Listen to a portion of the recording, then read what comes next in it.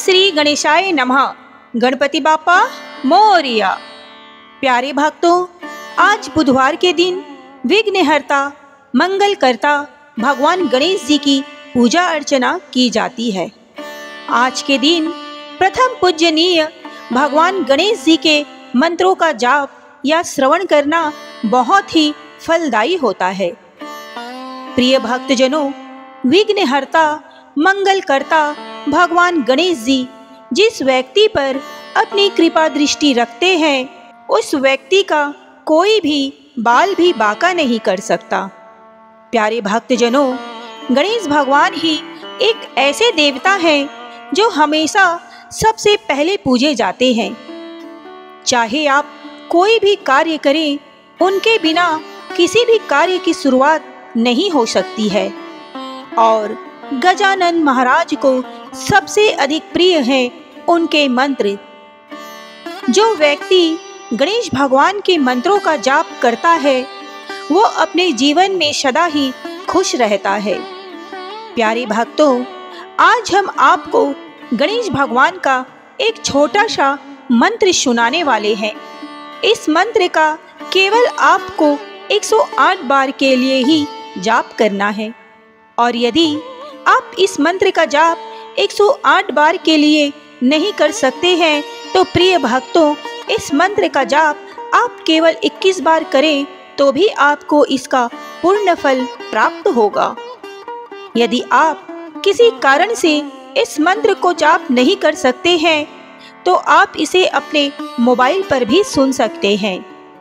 आप इसे अपने घर, ऑफिस या दुकान इत्यादि कहीं भी चलाकर सुन सकते हैं। तो चलिए इस प्रभावशाली, इस पावरफुल मंत्र की शुरुआत करते हैं। लेकिन उससे पहले भक्तों, एक छोटा सा निवेदन है कि अगर आपको हमारी वीडियो पसंद आती है तो प्लीज़ दिल से एक लाइक अवश्य कीजिए। और आगे भी ऐसी ही वीडियो देखने के लिए हमारे चैनल सनातन ज्ञान को जरूर सब्सक्राइब कर लें। और कमेंट बॉक्स में ओम गणेशाय लिखना बिल्कुल ना भूलें। तो चलिए प्रिय भक्तों, आज के इस पावरफुल मंत्र की शुरुआत करते हैं। एक बार प्रेम से बोलिए, जय श्री गणेश। एकदंताय विद्महे वक्रतुंडाय धीमहि तन्नो दन्ती प्रचोदयात्। एकदंताय विद्महे वक्रतुंडाय धीमहि तन्नो दन्ती प्रचोदयात्। एकदंताय विद्महे वक्रतुंडाय धीमहि तन्नो दन्ती प्रचोदयात्। एकदंताय विद्महे वक्रतुंडाय धीमहि तन्नो दन्ती प्रचोदयात्।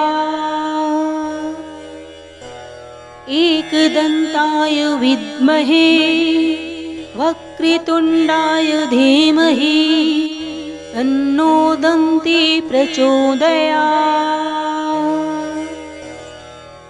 एकदंताय विद्महे वक्रतुंडाय धीमहि तन्नो दन्ती प्रचोदयात्। एकदंताय विद्महे वक्रतुंडाय धीमहि तन्नो दन्ती प्रचोदयात्। एकदंताय विद्महे वक्रतुंडाय धीमहि तन्नो दन्ती प्रचोदयात्। एकदंताय विद्महे वक्रतुंडाय धीमहि तन्नो दन्ती प्रचोदयात्। एकदंताय विद्महे वक्रतुंडाय धीमहि तन्नो दन्ती प्रचोदयात्। एकदन्ताय विद्महे वक्रतुण्डाय धीमहि तन्नो दन्ती प्रचोदयात्। एकदन्ताय विद्महे वक्रतुण्डाय धीमहि तन्नो दन्ती प्रचोदयात्। एकदन्ताय विद्महे वक्रतुण्डाय धीमहि तन्नो दन्ती प्रचोदयात्। एकदन्ताय विद्महे वक्रतुण्डाय धीमहि तन्नो दन्ती प्रचोदयात्। एकदन्ताय विद्महे वक्रतुण्डाय धीमहि तन्नो दन्ती प्रचोदयात्। एकदन्ताय विद्महे वक्रतुण्डाय धीमहि तन्नो दन्ती प्रचोदयात्। एकदन्ताय विद्महे वक्रतुण्डाय धीमहि तन्नो दन्ती प्रचोदयात्। एकदन्ताय विद्महे वक्रतुण्डाय धीमहि तन्नो दन्ती प्रचोदयात्। एकदन्ताय विद्महे वक्रतुण्डाय धीमहि तन्नो दन्ती प्रचोदयात्। एकदन्ताय विद्महे वक्रतुण्डाय धीमहि तन्नो दन्ती प्रचोदयात्। एकदन्ताय विद्महे वक्रतुण्डाय धीमहि तन्नो दन्ती प्रचोदयात्। एकदन्ताय विद्महे वक्रतुण्डाय धीमहि तन्नो दन्ती प्रचोदयात्। एकदन्ताय विद्महे वक्रतुण्डाय धीमहि तन्नो दन्ती प्रचोदयात्। एकदन्ताय विद्महे वक्रतुण्डाय धीमहि तन्नो दन्ती प्रचोदयात्। एकदन्ताय विद्महे वक्रतुण्डाय धीमहि तन्नो दन्ती प्रचोदयात्।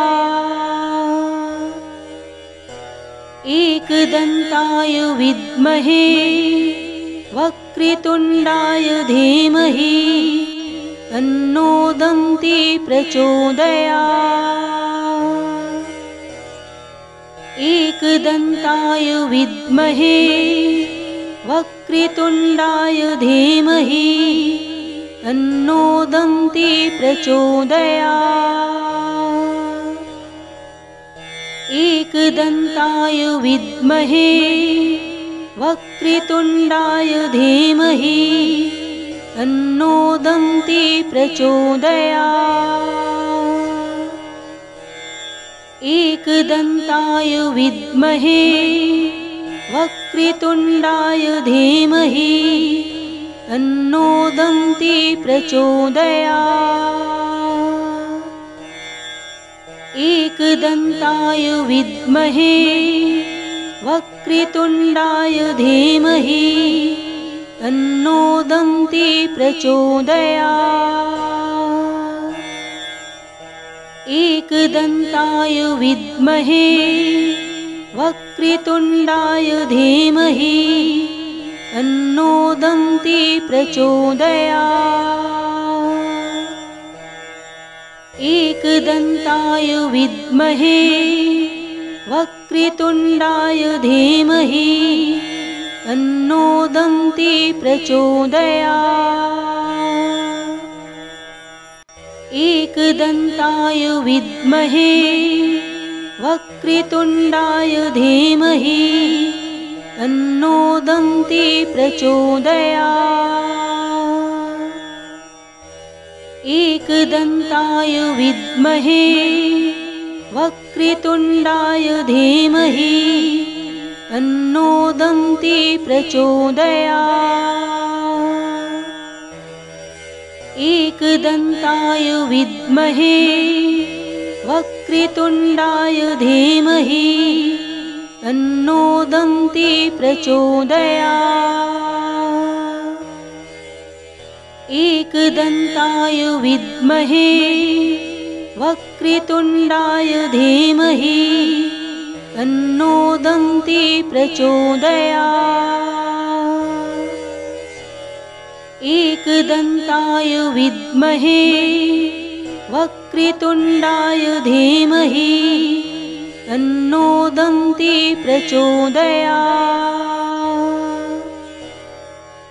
एकदन्ताय विद्महे वक्रतुण्डाय धीमहि तन्नो दन्ती प्रचोदयात्। एकदन्ताय विद्महे वक्रतुण्डाय धीमहि तन्नो दन्ती प्रचोदयात्। एकदन्ताय विद्महे वक्रतुण्डाय धीमहि तन्नो दन्ती प्रचोदयात्। एकदन्ताय विद्महे वक्रतुण्डाय धीमहि तन्नो दन्ती प्रचोदयात्। एकदन्ताय विद्महे वक्रतुण्डाय धीमहि तन्नो दन्ती प्रचोदयात्। एकदन्ताय विद्महे वक्रतुण्डाय धीमहि तन्नो दन्ती प्रचोदयात्। एकदन्ताय विद्महे वक्रतुण्डाय धीमहि तन्नो दन्ती प्रचोदयात्। एकदन्ताय विद्महे वक्रतुण्डाय धीमहि तन्नो दन्ती प्रचोदयात्। एकदन्ताय विद्महे वक्रतुण्डाय धीमहि तन्नो दन्ती प्रचोदयात्। एकदन्ताय विद्महे वक्रतुण्डाय धीमहि तन्नो दन्ती प्रचोदयात्। एकदन्ताय विद्महे वक्रतुण्डाय धीमहि तन्नो दन्ती प्रचोदयात्। एकदन्ताय विद्महे वक्रतुण्डाय धीमहि तन्नो दन्ती प्रचोदयात्। एकदन्ताय विद्महे वक्रतुण्डाय धीमहि तन्नो दन्ती प्रचोदयात्। एकदन्ताय विद्महे वक्रतुण्डाय धीमहि तन्नो दन्ती प्रचोदयात्। एकदन्ताय विद्महे वक्रतुण्डाय धीमहि तन्नो दन्ती प्रचोदयात्। एकदन्ताय विद्महे वक्रतुण्डाय धीमहि तन्नो दन्ती प्रचोदयात्। एकदन्ताय विद्महे वक्रतुण्डाय धीमहि तन्नो दन्ती प्रचोदयात्। एकदन्ताय विद्महे वक्रतुण्डाय धीमहि तन्नो दन्ती प्रचोदयात्। एकदन्ताय विद्महे वक्रतुण्डाय धीमहि तन्नो दन्ती प्रचोदयात्। एकदन्ताय विद्महे वक्रतुण्डाय धीमहि तन्नो दन्ती प्रचोदयात्। एकदन्ताय विद्महे वक्रतुण्डाय धीमहि तन्नो दन्ती प्रचोदयात्। एकदन्ताय विद्महे वक्रतुण्डाय धीमहि तन्नो दन्ती प्रचोदयात्। एकदन्ताय विद्महे वक्रतुण्डाय धीमहि तन्नो दन्ती प्रचोदयात्। एकदन्ताय विद्महे वक्रतुण्डाय धीमहि तन्नो दन्ती प्रचोदयात्। एकदन्ताय विद्महे वक्रतुण्डाय धीमहि तन्नो दन्ती प्रचोदयात्। एकदन्ताय विद्महे वक्रतुण्डाय धीमहि तन्नो दन्ती प्रचोदयात्। एकदन्ताय विद्महे वक्रतुण्डाय धीमहि तन्नो दन्ती प्रचोदयात्। एकदन्ताय विद्महे वक्रतुण्डाय धीमहि तन्नो दन्ती प्रचोदयात्। एकदन्ताय विद्महे वक्रतुण्डाय धीमहि तन्नो दन्ती प्रचोदयात्।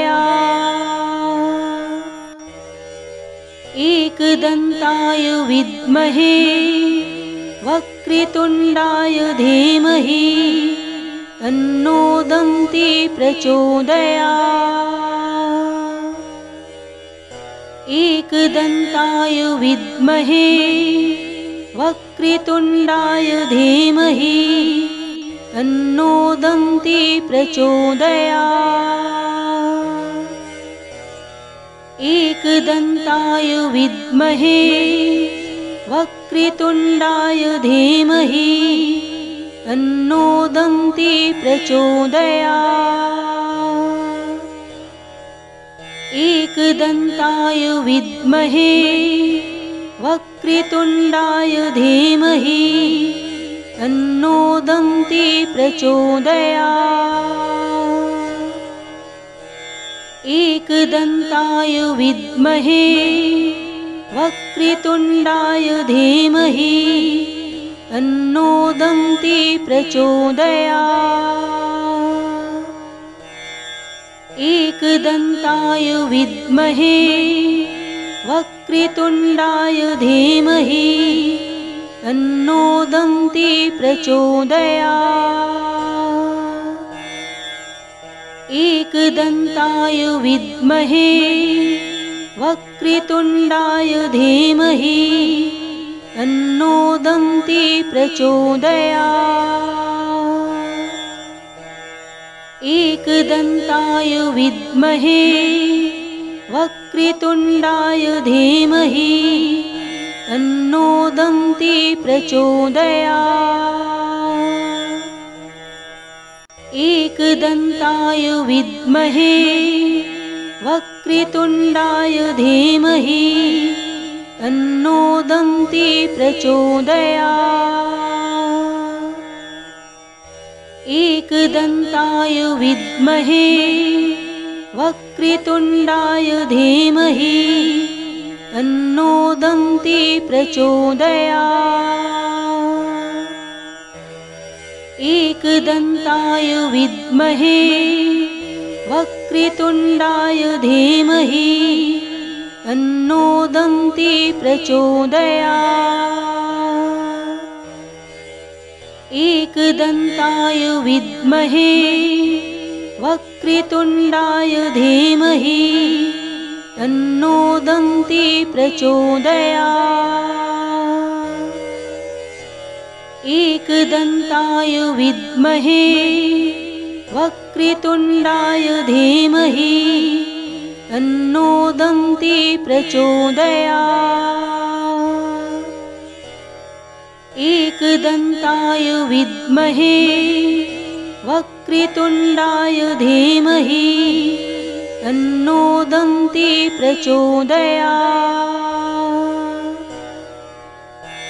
एकदन्ताय विद्महे वक्रतुण्डाय धीमहि तन्नो दन्ती प्रचोदयात्। एकदन्ताय विद्महे वक्रतुण्डाय धीमहि तन्नो दन्ती प्रचोदयात्। एकदन्ताय विद्महे वक्रतुण्डाय धीमहि तन्नो दन्ती प्रचोदयात्।